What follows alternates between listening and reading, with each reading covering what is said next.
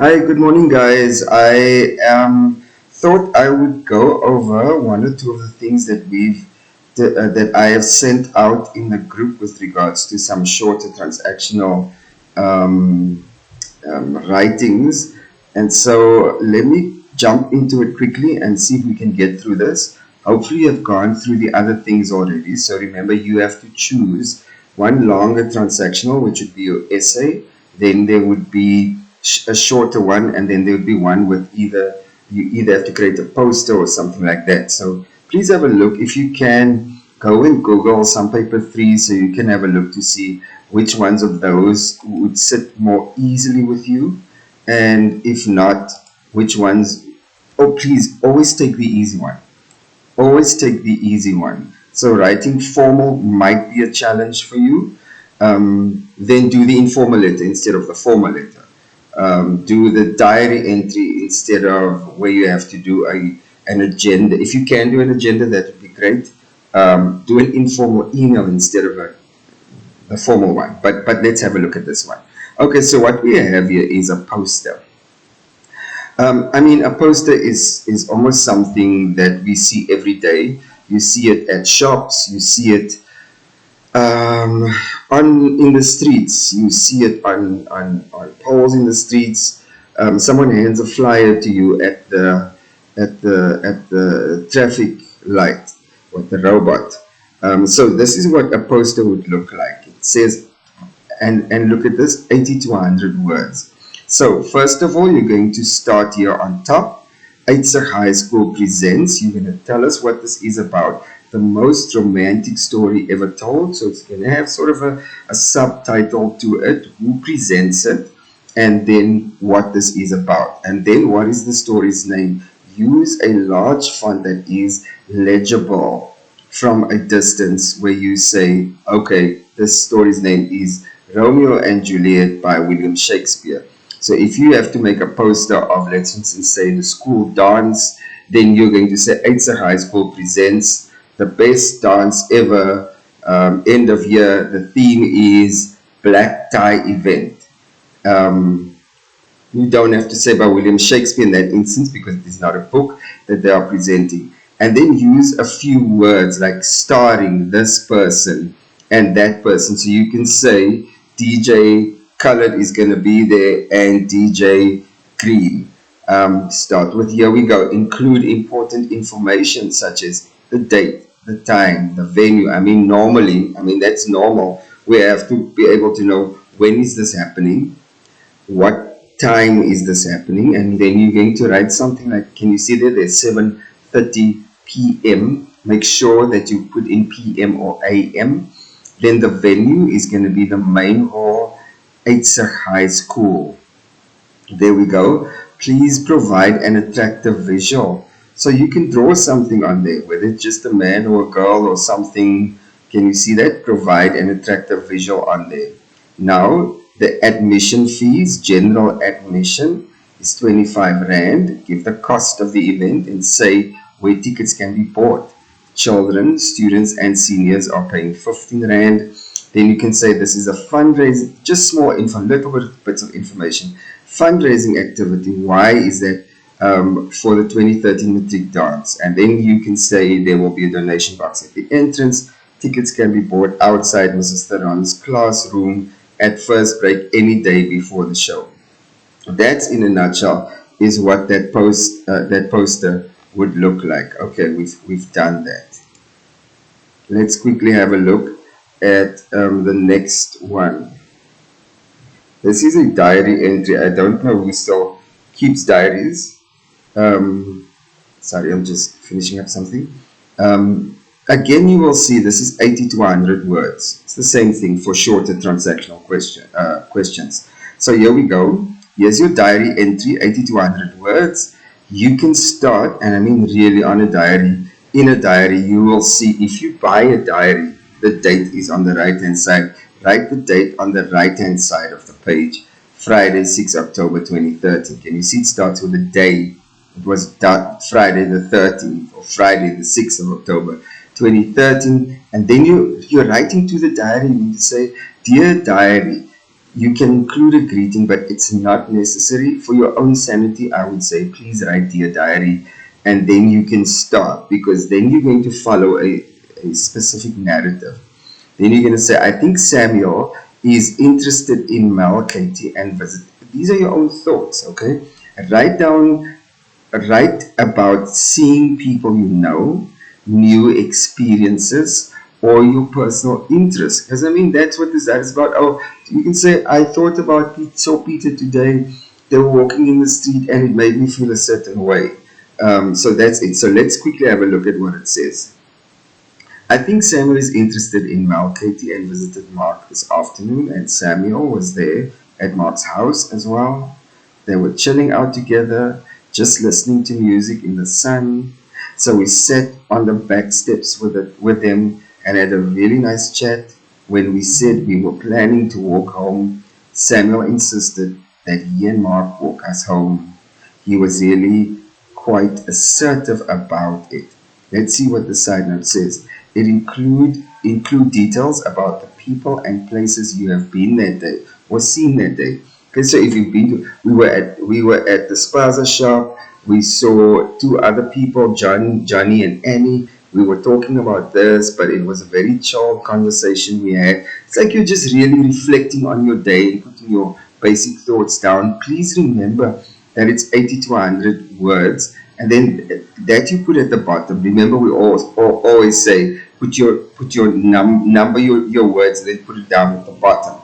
If they do ask you to do planning, please do that on a separate page, and that you can, I would say, write it and then do the planning later, just to show that you've done some planning, because then you know what you didn't, what you wrote in your first paragraph and your second paragraph.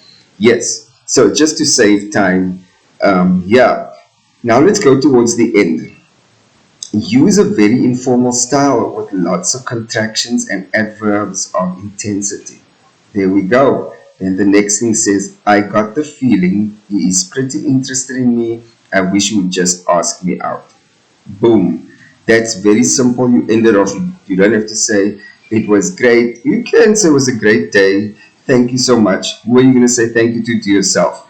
This is just a diary entry. End with a little hope for the future. Yeah, can you see that? I got the feeling he's pretty interested in me. I wish he would just ask me out. You can see that the style is very informal, and you can also see that it's very short and to the point in your diary entry. There we go. Okay, the next one is a postcard. I mean, for some of us, we have seen postcards in our day. Some of you have never seen a postcard. But the postcard is actually very easy to do. So you can see, let's start here. You're going to draw a line here, draw the box, draw a line here. Then you're going to say this is to Katie Smith because it's public. 19 Groove Court, or wherever it is, whatever your street is, with your postal code. On the right hand side, put the full address of the person to whom you are writing. Here we go in this box. Then on the side, I mean, this is very, very simple. And I mean, these are really just easy giveaway marks. Here it says, Dear Katie, Neisner is a bigot, depending on what they tell you, what the subject is. Again, look here, 80 to 100 words, that's really nothing. That's 10 sentences, really. So, Neisner is a bigger town than I expected, but it still is a lovely place. Yesterday, when we arrived, we went for a walk in the forest. Then today we hired some canoes and paddled around the lagoon. Very simple. You're just telling them, again, a simple story. But you're telling your friend this. Now, David and my mom fell into the water because she tried to stand up in the canoe and pull it along like it was a gondola. My mom wasn't impressed. But on the whole, we were having lots of fun. Wish you were here to share this with us, your friend Julie. And look how simple that is. There you go, Dear Katie. There's a space in between. There's your paragraph, which is your body, and then there's your closing at the end, right here. And again, between the end and your greeting, there's going to be another space in between. So let's start on top. It says, Write dear and the name of the person you are writing to. Write a short message on the left hand side, that's your right hand side. Write one or two paragraphs about what you have done in the last week. It usually works best if you describe only one event in detail. Okay, fine, one thing that has happened. And then use an informal style with some contractions. Can you see where, not we are, like it's, those are contractions. Can't instead of cannot. Because a word like cannot makes your writing style formal. Or if you say it is, that again is formal. Okay. Then tell the person that you would have liked for him or her that they could have been there, or say something else to make the person feel good. End off pleasantly, your friend, and write your name. You don't have to say Sean Gerardus Cornelius George.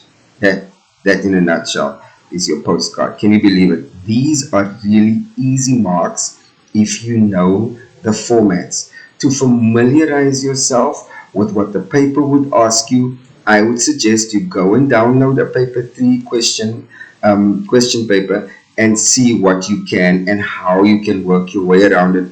Choose, and they don't always ask the same things, but they must ask you either for directions, either for a postcard, either for, it could be a poster, it could be a diary entry, and then there's the simple informal things. Let's talk about directions. Now, this in itself really, I don't even know if you can go wrong with directions. So you can make up your own directions as long as you direct someone somewhere. So let's go. So here they're saying how here it is. Begin with a heading stating where the directions lead. How to find Casual Clothes head office. How to find Edgar's head office. How to find my home. How to find the the church or the traffic office, whatever it is. So here you can start off. Take the Lisbeek Parkway and drive under the N2 freeway. So remember, you can either direct people, do it this way. So let's for instance say you must direct people to the post office. You don't know where the post office is. You're going to direct them to your house, but use those directions. If this helps you, you can say go down Voortrekker Road, take a left on Lisbeek Road to the on Lisbeek Road. Drive 3 intersections further. On your right hand side, you will find the engine garage. That will be a landmark for you. So here we go. Let's see. Take Lisbeek Parkway and drive under the N2 freeway. Just after you, can you see? Specify landmarks that are well known. Just after you pass Hartleyvale Stadium, turn left into Station Road. Drive through the lower main road intersection, because now you're in Station Road. Okay? Drive through the lower main road intersection. Turn right into Peter Street, and you will see your sign on the building and you will see our sign on the building on your left. So begin with a heading stating where the direction leads. Number 2, write directions in chronological order. There we go. You start here, boom, boom, boom, boom, boom. Please don't explain like the colors. If you go around here and you get there, there's going to be a circle, and in the circle you turn out, and then when you see when you see that shop, then you're going to just go further up and then go so and so. No, you don't do that. When you explain you're going to take a left, tell us left into Voortrekker Road, right into, you will pass the engine garage. Now look here, they're saying use bullets or numbers before each direction. So you're literally just going to number that. Okay, that will help you. And then use commands which start with verbs. Oh, interesting. So take a left just after you pass, turn left, drive through, turn right. Use verbs. Very, very important. Use commands which start with verbs. And then it is always helpful to provide a map so you can sort of outline that map for yourself. I would suggest that you maybe If you're good with maps, start with a map and then you follow the directions. Alternatively, just start with directions and then based on the directions, you draw the map. And then you will see to the casual clothes head office that what they did here is, I'm sorry, they sort of made a sign here, casual clothes. That's where you go. So when they said just pass Hartleyville Stadium, you can see they drafted this little block there and said Hartleyville Stadium, and then you said just after take a what is that, a left into Station Road. Did they say that? Just after you pass Hartleyville, turn left into Station Road. Okay, drive through the Lower Main Road. Okay, great intersection. Here's Lower Main Road intersection. Drive through the Lower Main. Turn right into Peter Street and you will see our sign on the building on your left. Okay, look here, they made a little note here. There is a visitors parking at the front of the east side building. We are on the second floor. Very, very important. On the building, like if you direct people to our building, you'd say we are on the first floor, okay, of the building. Please, okay, great. Please sign in at reception and use the lift in the foyer. Very, very interesting and important information that you need to share. So hopefully that helps us with directions. Thank you so much. Directions are very easy to follow. If you do get this, you can go for it. It's easy marks. Okay, there is a formal invitation. Let's see if we can do, there's an informal invitation. Let's do that just for sanity's sake. And if you do have to do it, you have to do it. I would stay away from anything formal, to be honest. Let's do, you will see, this is a formal invitation. You're getting an invitation to a black tie event or maybe to a wedding, for instance. That's a formal invitation. To Beauty and Frederica. Listen, these are things that you've seen it your whole life. You just haven't given any thought to how it's done. But here, you're going to say what you, literally, you're going to just unpack it for everyone and for yourself. So here, to Beauty and Frederick Ndebile, you are, and I mean, that's the word you have seen, write out the occasion. Write the full names of the guests you are inviting. Again, 80 to 100 words, so watch that, please. Write out the occasion, the place or places where it is happening, the date and the time. And this is very simple. You are cordially, those are words that you want to use in a formal invitation. Invited to the wedding of Natasha Miller, daughter of Patrick and Janine Miller, and Ryan Milan. You've seen this. Son of Cordelia and Richard Milan. And then at where? It says the date. At the at St. James, at St. Thomas's Church in Rondebosch at 5 p.m. Very important that when you do use a time, it's either a.m. or p.m. And please have a look at that that abbreviation. It's p.m. because it's two words. Okay, on Saturday the 10th of September 2013. I mean, done. Then please join us afterwards for the reception at the Josephine and like at the Goodwood Civic Center, Newlands, where we will host a celebratory dinner. You don't even have to put this in, but you can say, please join us afterwards for the reception at the Goodwood Mall in Goodwood. Yeah, here's your dress. Your dress code. Indicate how formally the guest must dress. The occasion is very formal, write black. If the occasion is very formal, write black tie as the dress code. This means men must wear a black bow tie, not a long tie. And women, they know they must dress in an evening dress. So, dress, black tie. This will be, there will be a cash bar. That's important to note. If the family holding the wedding cannot afford to pay for all the drinks, they normally indicate this on the invitation so that the guests know they are bringing some money. There we go, to bring some money. Then, here we go. Tell the guest how to reply to and by when. Remember, this is please reply, okay? Respondes.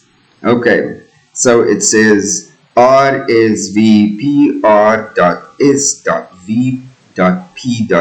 to Janine Miller, and here is your telephone number or give an email address by what date. Very important. I know some of us don't RSVP. It's important because those people need to count heads and pay per head per person to have you at the event. So that is what your formal invitation looks like. Let's do one more. Let's do the informal invitation. And I mean, again, these are easy marks that you literally, you can score marks here like you don't want to know. The only thing you actually need to do is just to go and write. Okay, you have seen this type of thing already. You have received a formal invitation to a wedding, but then you have also received an informal invitation. Again, look at the word word usage 80 to 100. Dear Bianca, please celebrate my 18th birthday with me. That's very informal. The date is Saturday, 13 December 2030. Date, time, venue. Let's go back and see what's the difference between this and the other one. You will see this is written, cordially invited to this wedding between these people and their parents at this time and that time. Please join us at this venue. This one literally just notes it for us. Boom, date, time, venue. There we go. The dress. Please dress up in party clothes from your favorite fashion era. Okay, that you could say from the 80s era if you want to do that. With so many reasons to celebrate at this time of the year, you can't miss this party. So you sort of use a little bit of a slogan there. Then, I mean, this is just simple.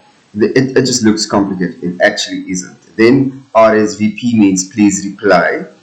Please contact me on this particular number, or here's my email address by Friday the 6th of December. That's a week prior to that. You can make it 2 weeks prior to let me know. If you can make it, hope to see you there, Beverly. Very, very simple. There's give contact details for the invited person to respond and state the day by when the invited person should respond. Very important on this type of, on an invitation. Now we're going to do, we have done agendas. We are going to do a formal, let's do an informal one first. I would like to do that first.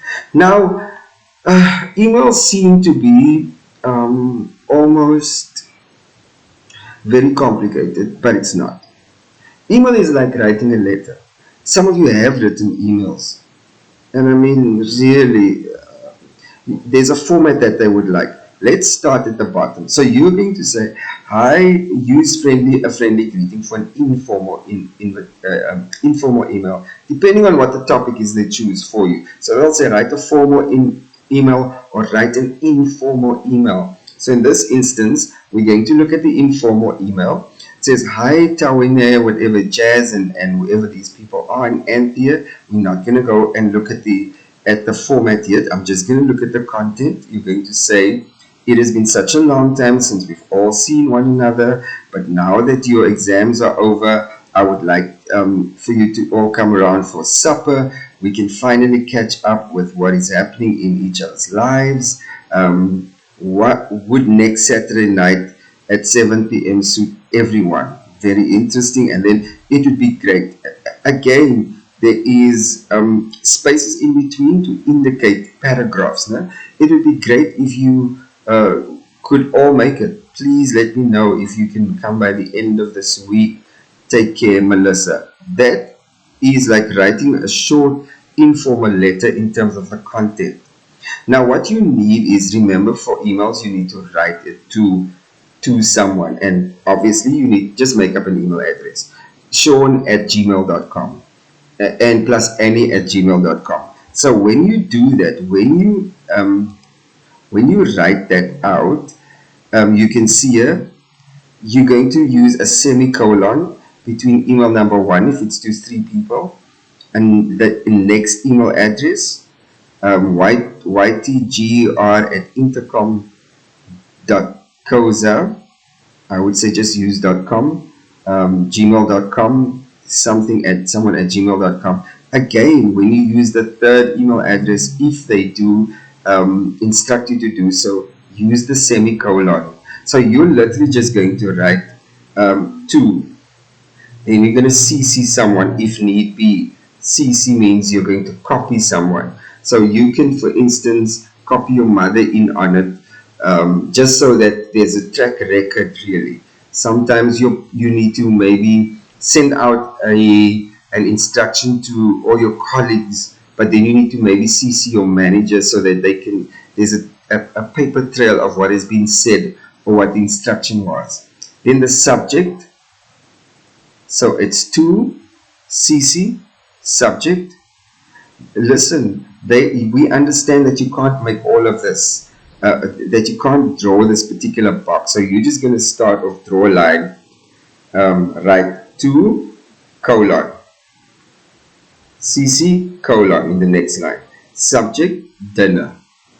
And then you don't have to draft this font size, blah blah blah, in the works. As you can, however, if there is an attachment, like let's instance say that you wanted to attach an invitation, you can say attached file, or you can write file invitation. In this instance, there's no attachments. Okay.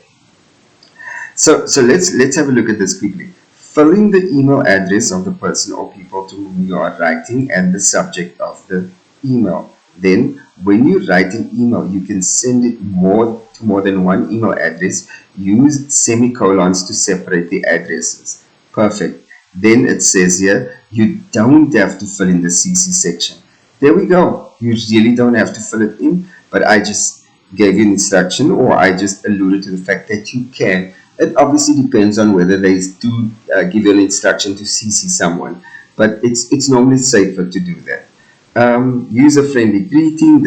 Again, this is for the informal style of writing. If you are addressing the email to a few people, it would be polite to list all these people in the greetings. Okay.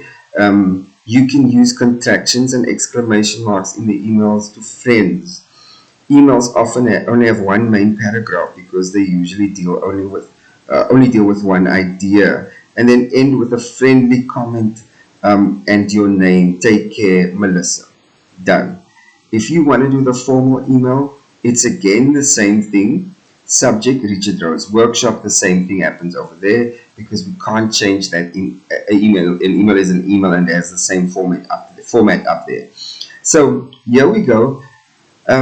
It's formal this time. Greet the person to whom you are writing. Dear Zachary, your first paragraph should be short and polite. I hope you are well. You can say I trust you are well. Then write a longer paragraph about a real topic. The style of the section of the email is usually quite businesslike and not very chatty. You're not chatting in a business email about how is the weather and what's happening over there. This has to be formal and to the point. And you can see in your informal email, you're saying take care, see you again soon, blah, blah, blah, blah, blah. But you will see in your business email, you're going to say kind regards, or you can just say thank you, Sean. So let's go. We are running a workshop at our offices next week. Richard,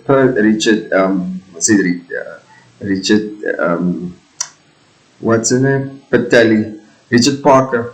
Richard Rose, CEO of the UK office, will be giving the workshop on new trends in the travel industry and how this affects travel guides. As you so often work with us on our travel guides, it would be great if you could attend. Please let Bridget know if you can come so that she can cater accordingly. I have copied her in the above. There we go. So people don't usually use commas after greeting and after kind regards in an email. They don't do that. Then business emails are less formal than business letters, but should not be too informal. Okay, there we go. And remember, it's 80 to 100 words, so be to the point, straight to the point. Don't write anything about pie in the sky and, oh, it was so nice to see you. You don't have to do that. And then you say kind regards. Monique. Okay, I think that in a nutshell it covers all of the short transactional passages that you need to write. So for now, I'm going to say goodbye and see if I can come back later with your type of essays that you need to write. Thank you so much. So listen, we can talk about that later again in the next video. But thank you so much. Please go over these and the ones I have sent before. It will prove to be helpful. Thank you. Have a good one. Just have a look over here. There we go. Why are we doing this?